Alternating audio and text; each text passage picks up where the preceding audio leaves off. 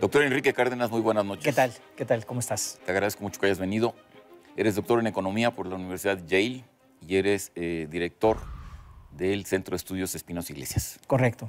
Y estuviste muy involucrado en todo este asunto de la ley del sistema anticorrupción. Así es, seguimos involucrados en ese tema, pero muy fuertemente, sobre todo al principio. Ahora, ha causado mucha polémica el asunto de la ley 3 de 3 o de la iniciativa 3 de 3, pero se aprobó todo un sistema. Y el balance que se hace sobre este sistema, ¿cuál sería? Yo creo que es un balance muy bueno.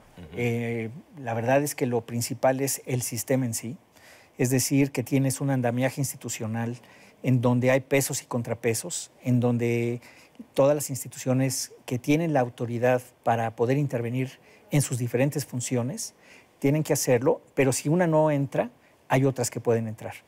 Eso es el primero. Segundo, que no solamente es a nivel federal, sino que también es a nivel estatal y municipal, abarca todos los poderes. Perdón, esto es una pregunta. ¿Qué significa esto? ¿Que se replica este esquema o que este esquema federal o nacional tiene incidencia en todos los niveles de gobierno? Se replica en los estados, pero si en los estados hay fallas, entonces se puede atraer de parte de la federación.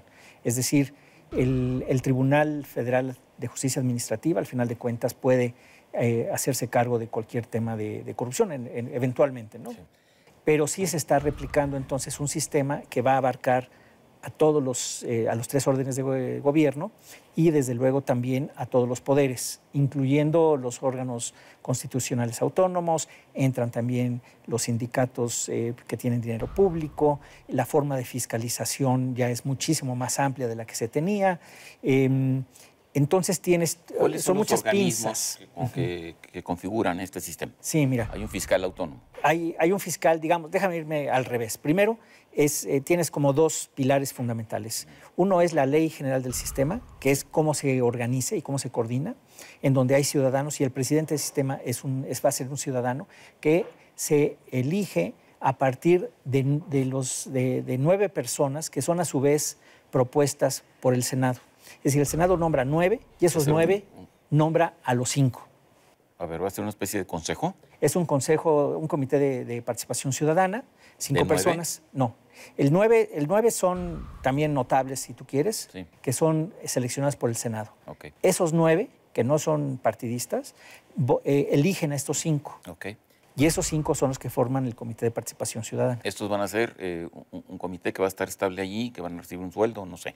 Bueno, no es un sueldo de tiempo completo, sino que va a ser un sueldo tipo los de Coneval, los consejeros académicos de Coneval. Y ahí lo que sucede es que el presidente de ese comité va a ser a su vez el presidente de todo el sistema.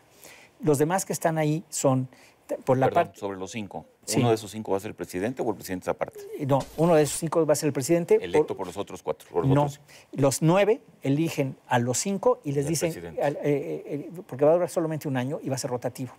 Entonces, de los 5, el que primero nombre como presidente va a ser uno, ese entra como presidente un año y se va, y después el de 2 entra como presidente y se nombra uno que se mete a la cola, digamos, ¿no? Sí. Entonces, es un esquema interesante porque se le quita una buena injerencia a los partidos y el presidente de todo el sistema es justamente un ciudadano. Ese es el sistema. Ese es el sistema en donde junto con este ciudadano está el comité general, el Consejo General que tiene al secretario de la Función Pública, al auditor superior de la Federación, al presidente de la Suprema Corte de Justicia, sí, ¿no? También está el del INAI, la presidenta comisionada o el comisionado presidente del INAI y el fiscal también. Entonces, tienes tú ahí, por una parte, el Ejecutivo. Ese es el Consejo. Ese es el Consejo General, que todos tienen responsabilidad en la lucha contra la corrupción. Y el Comité Ciudadano va a estar monitoreando, va a establecer los indicadores para darle seguimiento a la política nacional anticorrupción que se conforma en este Consejo General. Entonces, tiene una injerencia directa, tiene acceso a toda la información, porque ahí va a haber una plataforma y un secretariado técnico que va a recibir la información del SAT, de Compranet, de las declaraciones de los funcionarios públicos y que por lo tanto va a tener manera de estar cruzando información, que ese es el tema sobre todo, cruzar información, para poder entonces emitir recomendaciones. No tiene un poder ejecutivo, ni mucho menos, es simplemente emitir recomendaciones, proponer un informe al Consejo General, y el Consejo General pues será el que el comité es el que lo va a hacer. En este Consejo General hay un fiscal anticorrupción. Sí. ¿Y ese fiscal anticorrupción, quién es? Ese forma parte de lo que en este momento todavía es Procuraduría General de la República, pero que se va a volver Fiscalía General a partir del 2018, que va a ser autónoma, y por lo tanto este fiscal también tendrá pues este grado de autonomía. ¿Y este fiscal quién lo va a nombrar? Este lo nombra, estaban en digamos, el nombramiento fuerte es por el lado del fiscal general, pero luego este también tiene filtros justamente para que el nombramiento tenga la menor injerencia política posible y reglas claras para su remoción. Ahora, un cambio importante fue que la Auditoría Superior de la Federación hacía auditorías, sí, pero a toro pasado, ¿no es cierto? Así es. Y ahora se van a poder hacer, ahorita, si se hace ahorita la auditoría, es en vivo. Y en tiempo vivo, en tiempo real, por un lado, y además se le da otra atribución, esto vino desde la reforma constitucional, que tiene que ver con la investigación. O sea, que no solamente dicen, no, el auditorio está mal, sino que pueden entrar a investigar, no las mismas personas, es un equipo diferente, y entonces sí consignar. Que sabes que hasta este momento la auditoría no consigna, simplemente denuncia y tan. Vamos sobre ese punto. Ese era el problema, ¿no? Que no tenía dientes. No tenía dientes. Digamos, la corrupción yo creo que tiene, como en el caso de la violencia, un correlato evidente, una causa muy relevante, se llama impunidad. Así es. Mientras tú no sanciones, no hay forma de combatir eso. Lo mismo sucede, esa cosa de darle dientes y quitarle el juez y parte, digamos, a las diferentes instituciones, sucede también con la Secretaría de la Función Pública, en donde solamente, digamos, ya no va a ser la misma persona quien va a definir si tal falta es grave o no es grave. Entonces, de esa manera también, si, por ejemplo, la Secretaría de la Función Pública no actúa con relación a un caso claro, pues hay quien puede actuar, digamos. Hay otras de estos mismos que van a poder estar actuando, ¿no?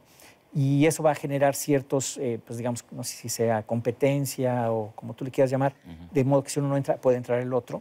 Y como todo mundo, digamos, el sistema va a tener toda esa información, pues puede evidentemente ser recomendaciones públicas para decir, oye, estos casos, no casos individuales, sino en general de políticas. ¿Para qué? Para que el sistema aprenda, Jaime. Ese es el tema, o sea, que el sistema debe de aprender. Debe de percatarse dónde son los casos más frecuentes de corrupción, para que muchas veces tienen que ver incluso con reglamentos o aplicación de reglamentos o procedimientos incluso, como para poder ir tapando y estar previniendo constantemente acciones de corrupción. Ahora, lo que parece ser un hecho, y bueno, tú lo explicarás mejor, es que esto es un hito, ¿no?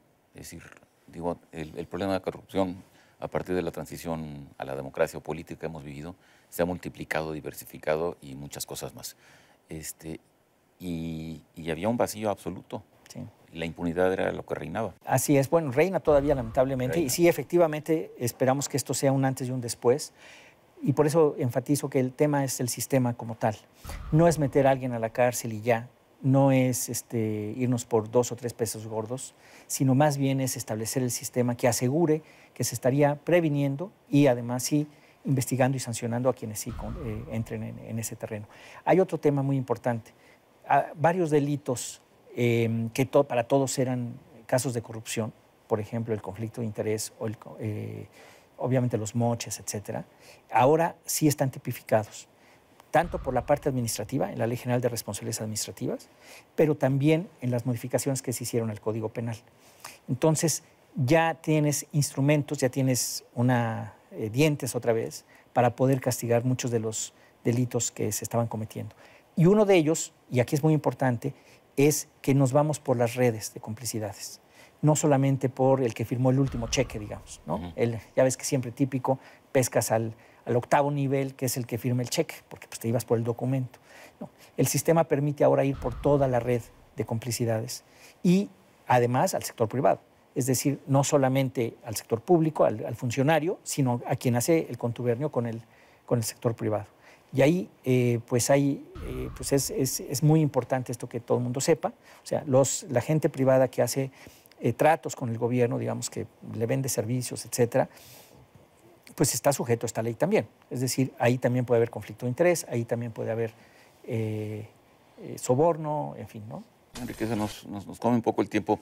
Se ha escrito e investigado que con el proceso de la democratización de este país, el flujo de dinero a las campañas se convirtió en un toma y daca, ¿no? Empresarios que financian y luego reciben a cambio obra. Sí. ¿Esto cómo se sancionaría? Tanto el dinero que se mete, que no debería de meterse, como la retribución que luego se hace porque pues, te la debo. Sí, si se hace, digamos, los candidatos a un puesto de elección popular también serán son sujetos de la ley y por lo tanto, bueno, pues si en algún momento hay algún tipo de acción indebida, pues eso se va a castigar. Si es simplemente, y se incluye la parte de la promesa, ¿eh? O sea, si yo te prometo algo y a cambio de otra cosa, aun cuando sea en el futuro, eso también forma parte de las faltas.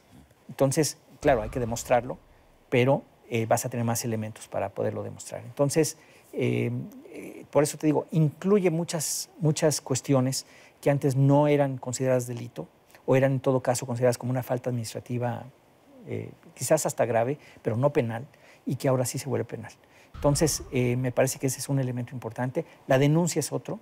La denuncia es mucho más fácil denunciar ahora, va a ser más fácil, va a haber protección a denunciantes, de modo que pues la gente pueda más fácilmente pues, decir lo que está sucediendo, ¿no?